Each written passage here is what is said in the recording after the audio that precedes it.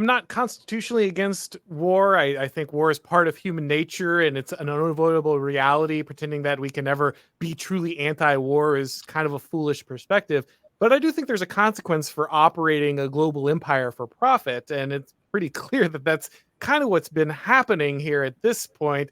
The yellow journalism getting us into the war is nothing new. That the Hearsts are pretty good at that. But this is something that has become a machine that just seems unstoppable at this point. Now, one of the things I was trying to get into a little earlier was why Ukraine in particular, because you said, oh well, these other wars wrap themselves up. We can't find a new reason to stay in Afghanistan or whatever, and so we needed another place to go ahead and funnel military dollars.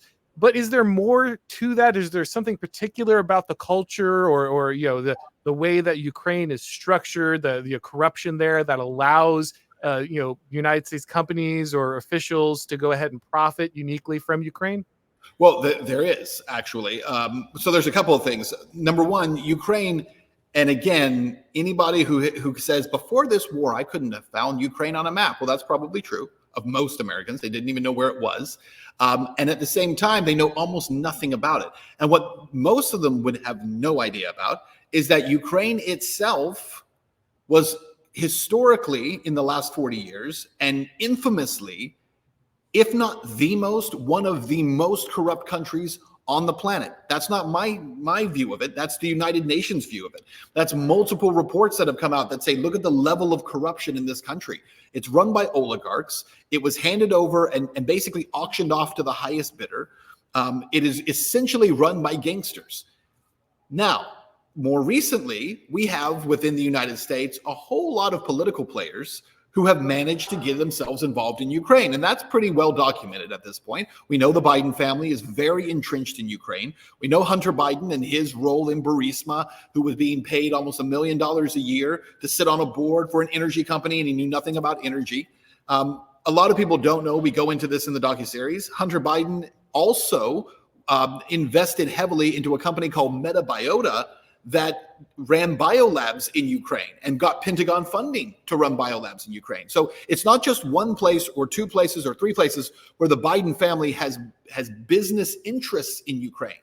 Also, why it's so interesting to me that, I feel like with Trump, one of the things that has happened with him is that Trump will stumble onto something. Not knowingly. I don't think he knows some of this stuff. I think he just goes in. He has no idea how bad it is, and he kicks a hornet's nest, and then all of a sudden they're all out in the air, and it's like, where did this thing come from? Remember Trump's famous phone call to the president of Ukraine, and it was so controversial. And why was he calling him? He was trying to get dirt on the Bidens, and it became the subject of an impeachment hearing. Right? It becomes such a huge deal. And you say, how did this become this big deal? Well, when you start to dig into Ukraine, you find out Trump stumbled over its nest that was full of corruption. It was full of these backdoor deals and hundreds of millions of dollars swirling around. Also, that's the past. But once you get into the war, it's not just the military. And so one thing we show throughout this series, it's 12 parts long. Each part of this docuseries is looking at a different area. But one thing you're going to find as you follow this with us is that Ukraine is being handed over, right? It's not just about the war. It's the rebuilding effort afterwards. It's the massive global funds that are being set up to administer hundreds of billions of dollars going back into Ukraine and the control of that. Before this war started, the country in the world that had the most IMF debt by far was Argentina. It's why Argentina has the president they have now. It's why Argentina is so famously destroyed as an economy, and the people are in such bad financial shape because they are owned by the IMF. The natural resources of Argentina, the labor of the people, the taxation situation, it's horrific. It's all because the IMF owns them. Well, now, by a long margin, when this war comes to an end, it will be Ukraine, not Argentina, that is owned by the IMF.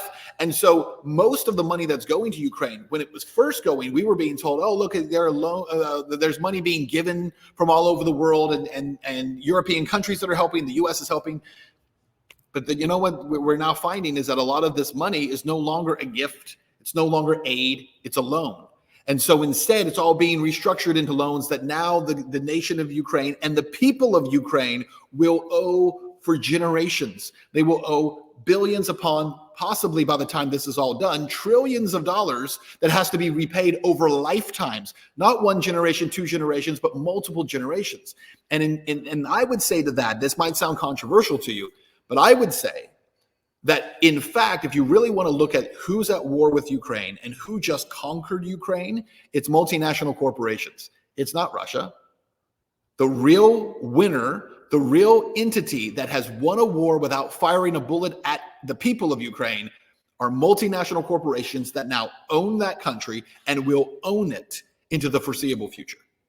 Yeah, this is really nothing new for people who are familiar with, the Reconstruction of the American South and westward expansion. This is how the Vanderbilts and the Carnegies and the Rockefellers built their fortunes. Those fortunes didn't just materialize out of thin air. They were built on the backs of war reconstruction, expansion, funded by the government. And I would agree that to some extent this is multinational corporations, but I would say there's actually a wider conflict here. That there's a bigger network at play. One of the reasons it's so important to fell, I think, Putin, who, again, I'm not a fan of. This is not me shilling for him. He's a terrible person, I'm sure. But one of the reasons it's so important that this guy gets bounced out is that he presents a possibility for a multipolar world. All of these organizations that you're talking about are designed to go ahead and knit our Western ruling managerial elite class into one unified structure that can profit from this kind of thing. They isolate a country like this, they milk it for all it's worth, they distribute the spoils, and this keeps them in charge. And that's why they talk about how we have to fight for democracy, because democracy is just a stand-in word, as it always is, by the way, for oligarchy. And what they're saying is that this country is part of the oligarchic network, so we need to make sure that it stays part of the oligarchic network. The actual freedoms involved with religion or voting or something are immaterial, because when people talk about democracy in the United States or in Ukraine, they're talking about maintaining the oligarchy and the network that runs across many Western nations.